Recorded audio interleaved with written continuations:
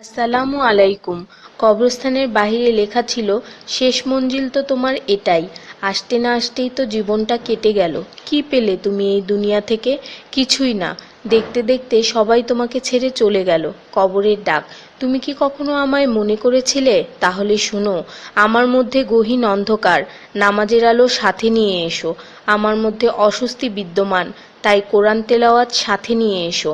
আমার মধ্যে আছে বিষাক্ত পোকামাকড়, সাপ বিচ্ছু, তাই সাথে করে রাসূল সাল্লাল্লাহু ও আহলে বায়তের প্রেম নিয়ে এসো।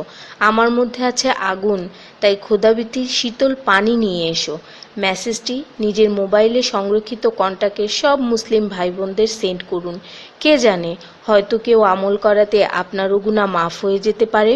ঈমানের পর যার নামাজ উত্তম তার জীবন উত্তম, যার জীবন উত্তম তার মৃত্যু উত্তম, যার মৃত্যু উত্তম তার কবর উত্তম, যার কবর উত্তম তার আখিরাত উত্তম, যার আখিরাত উত্তম তার জন্য জান্নাত নিশ্চিত।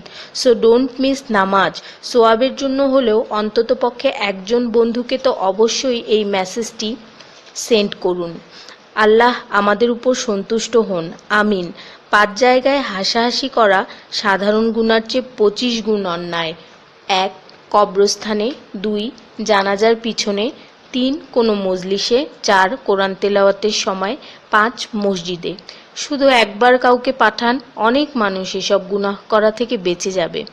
একা আছেন, আল্লাহকে স্মরণ করুন। কষ্টে আছেন, মুহাম্মদ ও আলে মুহাম্মদের উপর দরুদ পড়ুন। মন খারাপ থাকলে ইয়া হাইয়্যু ইয়া কাইয়্যুমও পড়ুন। টেনশনে থাকলে ইয়া রাহিমও পড়ুন। ফ্রি থাকলে মেসেজটি ফরওয়ার্ড করুন, হে আল্লাহ, আমার উপর এবং তোমার নবীর উম্মতের সকল সদস্যদের উপর তোমার রহমত বর্ষণ করো, আমিন। তথ্য: আপনি কি জানেন পবিত্র কোরআন শুনলে ক্যান্সার হয় না? আর যদি ক্যান্সার সেল শরীরে থেকেও থাকে তাহলে তাও মারা যায়। দীর্ঘ সময় ধরে আল্লাহকে সেজদা দিলে জ্ঞান ও বুদ্ধিশক্তি বাড়ে। মাথা ব্যথার সমস্যা হয় না, চুল পড়া দূর হয়ে যায়। এই মেসেজটি ফরওয়ার্ড করতে শয়তান আপনাকে বাধা দিবে, কিন্তু আপনি এটা হতে দিবেন না। আর সব কন্ট্রাক্ট নাম্বারে সেন্ড করে দিন। কোরআন ও নবীর সুন্নত ও তার সম্মানিত সাহাবী এবং আহলে বাইতের অনুসরণ করুন। ক্যান্সার একটি ভয়ঙ্কর রোগ।